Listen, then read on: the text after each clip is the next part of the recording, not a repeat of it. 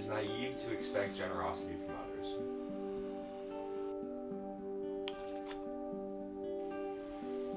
No. I think our humility and our empathy is kind of like the optimist I am, a very defining feature of humanity. I'm inclined to say no, but I also feel like that answer is like indicative of the environment that I'm in.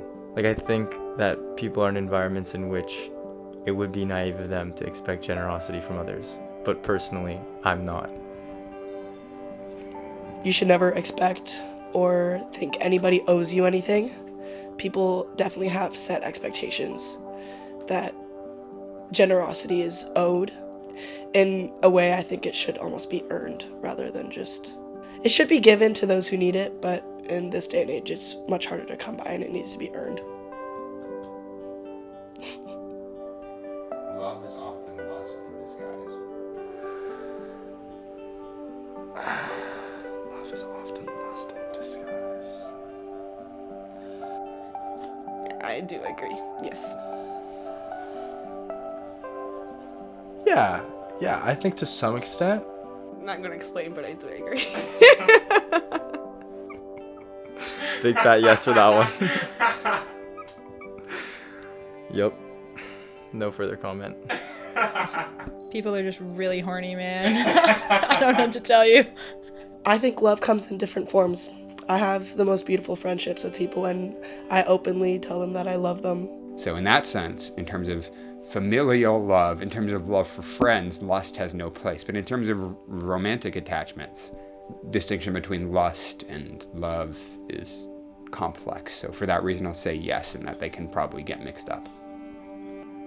He who grasps too much loses all. No.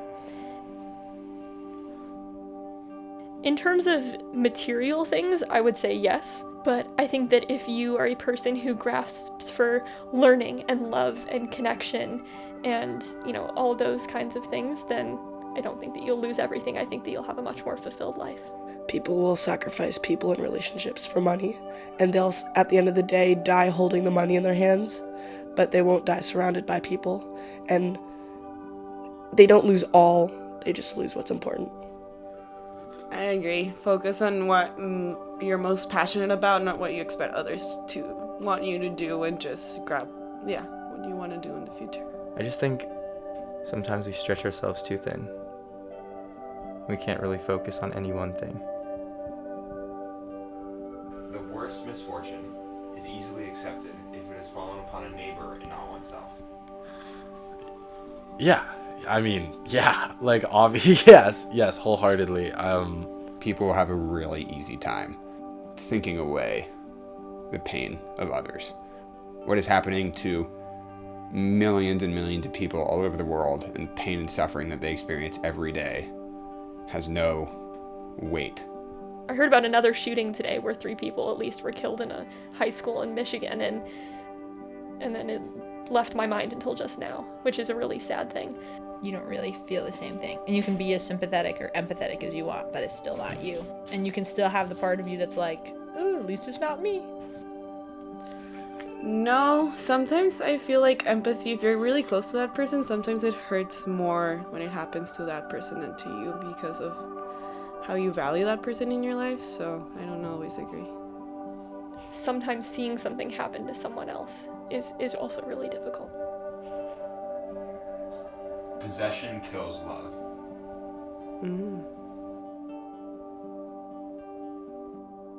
gonna say yes. Yes. We don't own anybody in this world.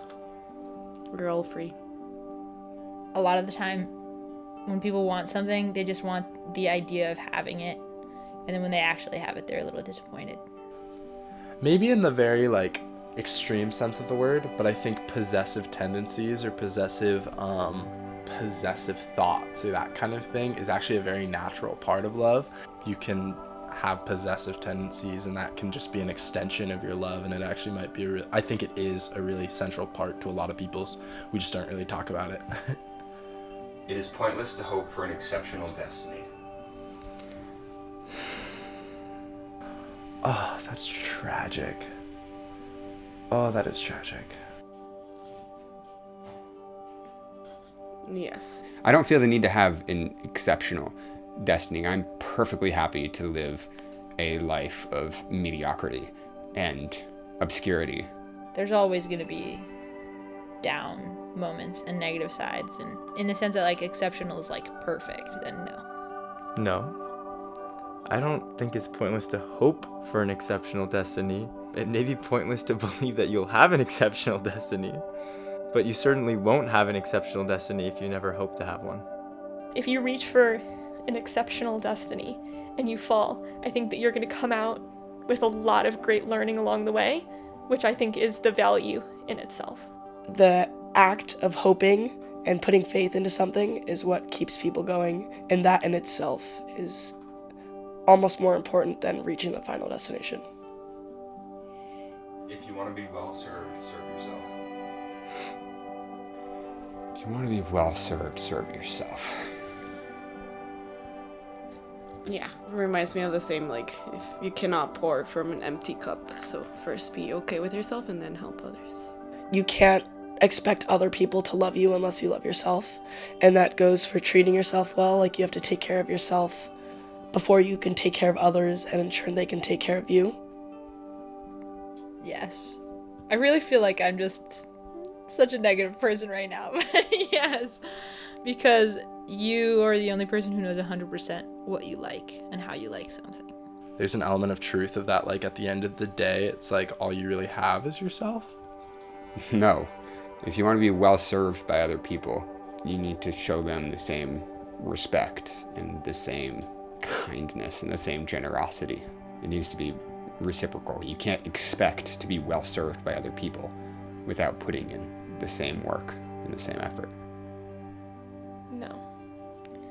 I think that so much of about life is helping others and forming connections with the world, and if everything you're doing is only to better yourself, I don't think you get anywhere. Man is a bestial being whose vulgar appetites would lead to the worst excesses if the fear of hell in society didn't put the brakes on them.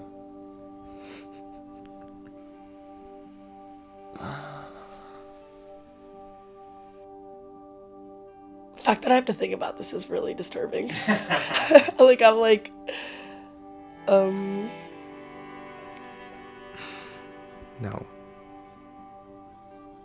No, that's just silly. No. I think people are also kind and good.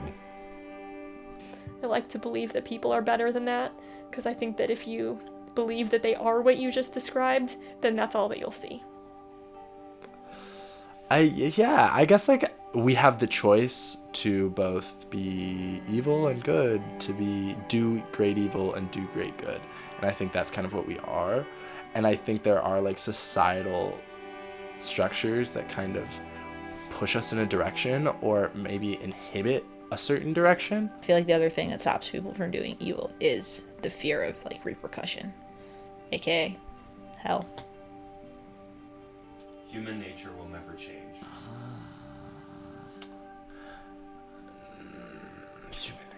No. Again, I think that's no. Absolutely not. Absolutes, I don't think are ever true. So, big ol' no. Oh no. I have to believe in change in order to if I want a different world and if I'm believing that can be possible, that starts with human change and youth and stuff. So no, I do believe humans can change. Human nature as a concept is misleading because it assumes that humans have a fixed nature. I think that it's entirely cultural and contextual.